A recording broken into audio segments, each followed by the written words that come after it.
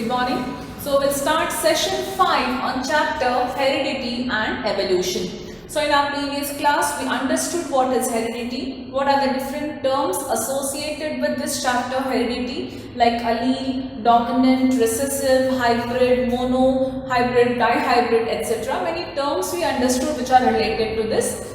We understood Mendel's experiment where he conducted several experiments on a garden pea, that is nothing but a Pisces sativa. Why he chose a pea plant, we understood that. We studied about the monohybrid in the previous class. So what is monohybrid? It is a cross between two plants having one pair of contrasting character. One pair, we always choose this alleles in pair. These chromosomes are always in pair as we discussed. So he chose one pair of contrasting character.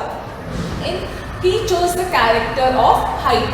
So that is tallness and dwarfness.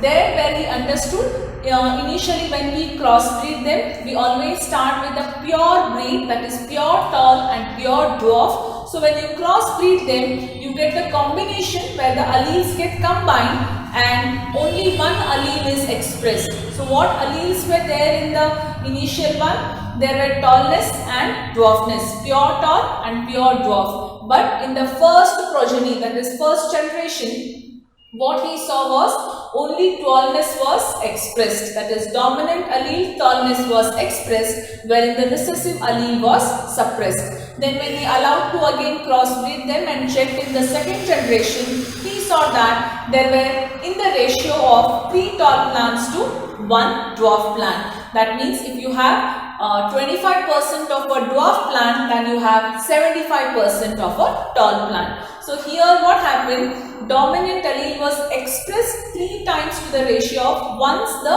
dwarf was expressed, right? We understood that in the checkered board method. So in today's class we'll understand what is a dihybrid. What did Mendel do? Now again he chose a pea plant only. So a cross between two plants having two pairs of contrasting characters. That means he want to study two pairs of contrasting characters simultaneously in the generations, right? So which were the contrasting characters the pea plant had, traits of what we had? We discussed that in our very first class. Pea plant were giving 7 contrasting characters or 7 traits, what we call them. It was color, size, then about height, about either the flower is at the terminal or the axil.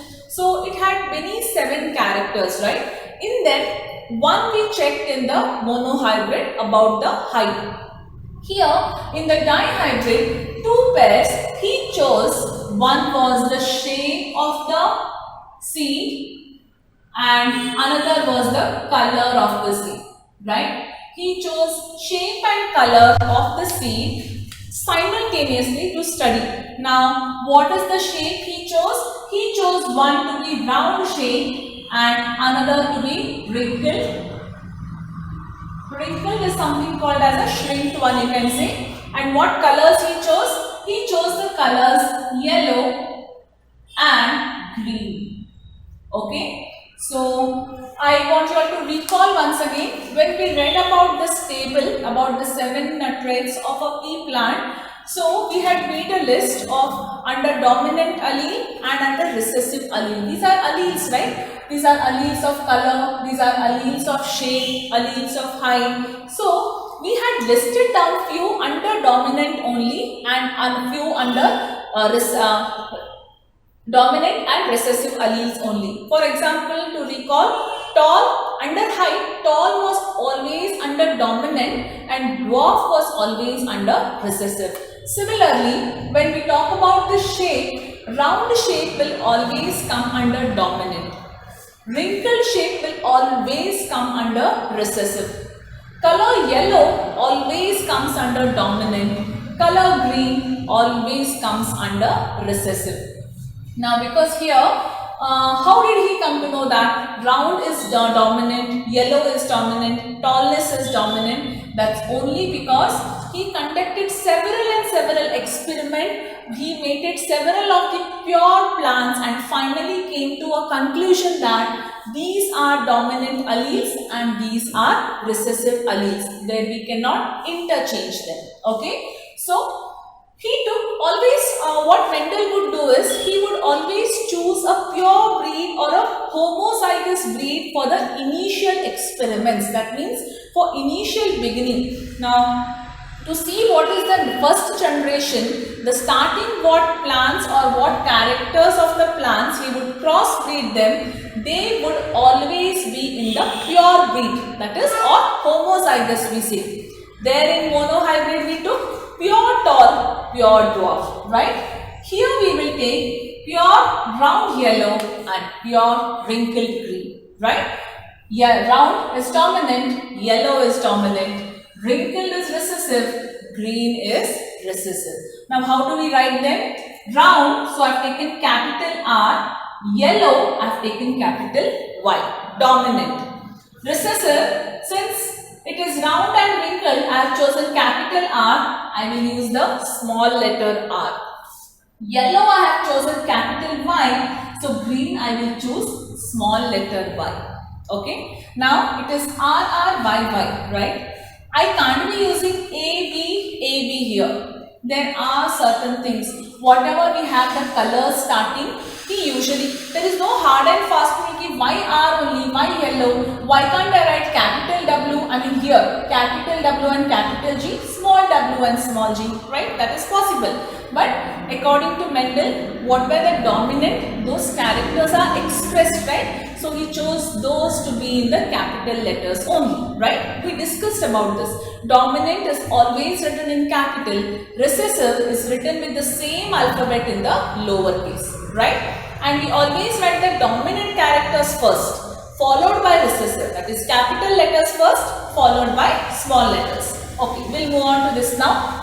So he crossbreed the pure dominant, that is round yellow, with wrinkled green. So what did he get in the, this was the first generation, right? So what did he get there? So he got this in the first generation, that is round yellow and wrinkled green. He got the combination of this.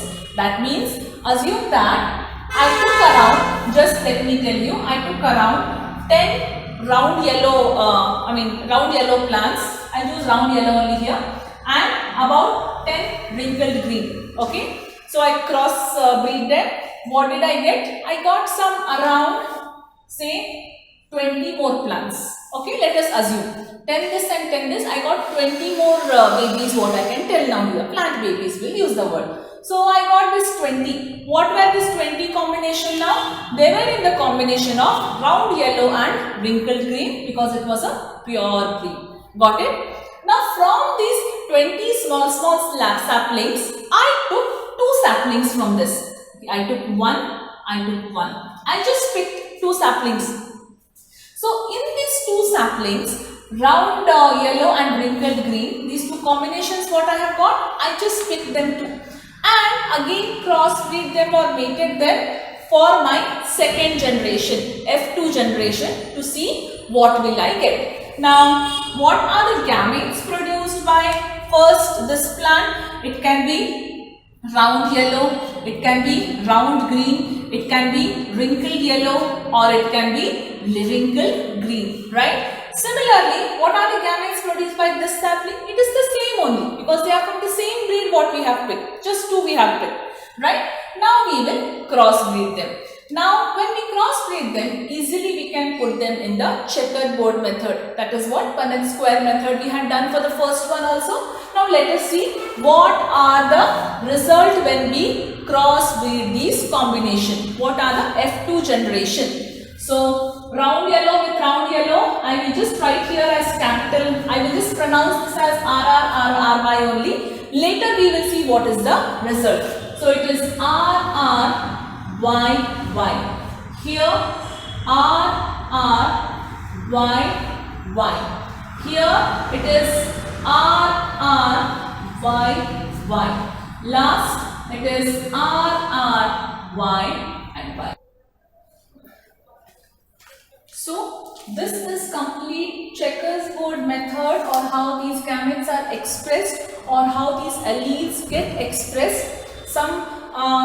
We will now understand in depth and clearly that how are the dominant traits are independently they are expressed, wherein the recessive traits are not expressed independently, right? And less in numbers. So let's first understand this table, where capital R stands for round, capital Y stands for yellow, small r stands for wrinkle, and small y stands for green. Okay, I have just underlined few things here, wherein I have chosen one trait among each, that is one allele what I have chosen. So always we go with the first whatever we have written, because in each pair of chromosome one acts as dominant and another acts as a recessive one, right? So what does the first one tell here? It is round yellow, round yellow. Okay, we go on counting. Round yellow, so this is 1, round yellow 2, round yellow 3, round yellow 4. Correct? Next line again, we have round yellow 5. Is this round yellow? No, we'll come to this later. But how do we read this? We read this as round, and what is this Y here? Green. So yes, so round and green color what we have taken here. The seed is round and green. Okay, we'll write this later. Now we only write which is round yellow. So fifth one was over. This is round yellow. So this is sixth. How do we read this? Round green. Okay, we'll come to that later. Again, round yellow, I'll write here 7. Round yellow, I'll write this as 8. How do we read this? Wrinkled yellow, right? If you can see, I have underlined them in different manner. Okay, next, this is read as again wrinkled yellow. We'll see that later. Here again, round.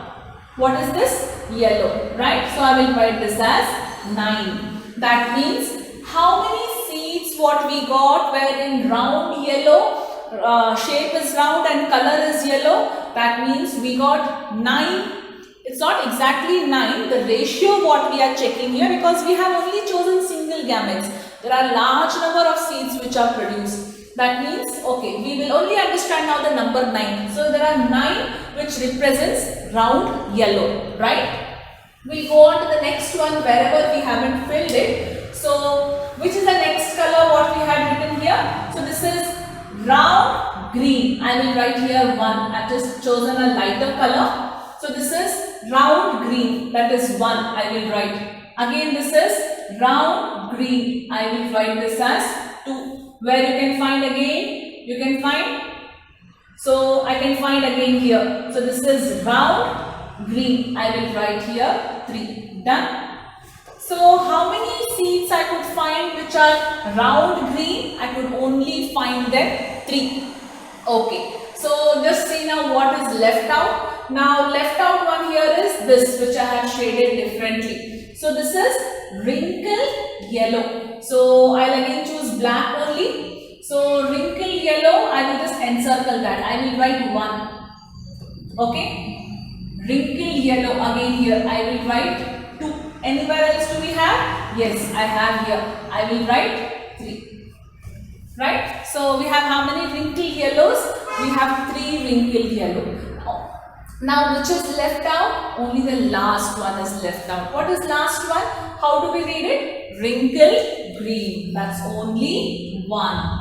Now what do we come to a conclusion in this? See that for why we had large number of round yellow, then we had ratio of the round yellow were large in number, then we had the next one was round green, and then the wrinkled green, right? So why was that actually? Because we understood here about how these traits are expressed independently. So law of dominance tells us here that these dominant traits are allowed to exchange or segregate or get assorted with the other colors independently, right? Wherein the recessive trait do not get segregated with the gametes in the procedure. That is why they are less in number when compared to the dominant trait. Just come to this part now. So the phenotype ratio what we obtained here is round yellow is 9, wrinkled yellow is 3, round green is 3 and wrinkled green is 1. That is, out of the number of seeds which were produced, I have got 315 round yellow, 110 wrinkled yellow, 108 round green and 32 wrinkled green. Total we had got in the F2 progeny, F2 generation, we had got 556 seeds, right? Out of 556 seeds, 315 were round yellow, then because it was dominant, then wrinkled yellow 110, round green 108 and wrinkled green 32. That if you check the ratio in this, we get 9:3:3:1, right? So this is the checkerboard method of dihybrid. Now, apart from this, we have to also highlight which are in the same line. For example, I use the green color one. See, we always get that 9 in forms of a triangle. The end points of triangle, this might be light enough, but when I have drawn a straight line, each ends of the straight line will indicate that there are which colors? Round yellow is there. Okay. This comes till where here now? Does it come straight till here? Yes, it comes straight till here. Because I have here also, I have here, here, here. Easy for counting actually. You are supposed to draw this table. Use 3 color pen. Do not use green, do not use red. Apart from that, any other color can be used. You can use color pencils actually to highlight this in a triangular form. That is the way we represent the checkered board method, right? It was easy to represent where we have only 2 gametes there. But here since many are there, be very careful in marking. So use 3 color pens except green and red. So let us come to the marking point here. So when we mark from 4, if I draw a triangle, how it comes? Was it coming here correct? Yes, this triangle is coming and meeting here, right? That means I will just give a dotted line so that it will be easy, quite visible. So this is one triangle formed by the gametes, right? How many are there? Easy to count. Just go on putting a dot. 1, 2, 3, 4, 5, 6, 7, 8, 9, right? That means wherever I have drawn a triangle, suppose if this is a triangle I have drawn, not inside, wherever it is outside, those are round yellow. Okay? Now we'll mark with the next part here now. Now next part was green one, right? So green one I will mark. The corners see here. First is here. I will take this here. I will draw a line. Then where it comes, this and this will meet.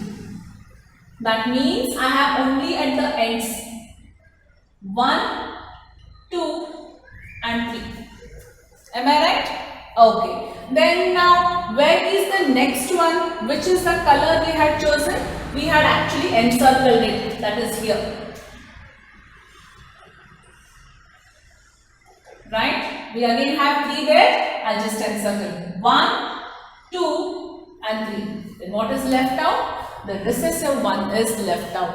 This is the way you have to represent them in triangles. What I have marked is a bit light in color, but did you get my point? It has to be represented in this manner. Only if you draw this, that will not be sufficient. After drawing, you have to represent this and show how many are there, how many characters, how they are expressed, right? Then anyways, you will get an idea from this how many round yellows, wrinkled yellow, round green and wrinkled green. Out of 556 seeds, this was the combination done. How it got assorted, how the color combination got mixed with itself. But even while mixing, what one point we observed here was the dominant allele had all chance to express it in most number of times than the other alleles. where recessive allele did not participate in the segregation, right? It only contributed, but it was the only one. So this is how the alleles are expressed in first generation and second generation when we check with one character or we checked with two characters. Now here we have taken an example of round shape and green color, wrinkled and yellow, round and yellow, wrinkled and green. Sometimes they will also ask you the questions about the flower and the axil also. That is nothing but violet and white. It can be asked. Pod shape can be asked, that is constricted or inflated. That also can be asked. The only thing what we have to remember here is all the 7 characters what we have understood in the beginning of the class, you need to very well remember which comes under dominant and which comes under recessive. Need not be the question asked only on round yellow and wrinkled green. The question can be asked on any 2 characters. Characters are given by them. They will give you flower color and or they can give you the pod. Pod is what, suppose if this is a pea pod, we say a pea pod, right? So this is a pea pod. Inside pea pods there are seeds, right? So they can also give you the pod shape and the color of the pea. It can be given. Now you should know which shape of the pod is dominant and which shape is recessive. Which color is again this, right? So any question can be asked on this by giving any 2 characters. If you know which are dominant and recessive, you can express that in this manner, right? So this is about Mendel's experiment. Now based on the Mendel's experiment or based on this, similar how the alleles are expressed, even that is understood during a sex determination of an unborn child. Right? We generally blame mothers for giving birth to a girl child, right? In our society, what we have all seen is mother is always blamed for giving a birth to a girl child. But it is not the mother who is responsible for the sex of the child. It is father who is actually responsible for the sex of the child. So the chromosomes of the father decides whether the unborn child will be a girl or it will be a boy. So we will understand about sex determination of the unborn child in our next session. So in today's session, if you have any doubt, you can call on the same day of the video set.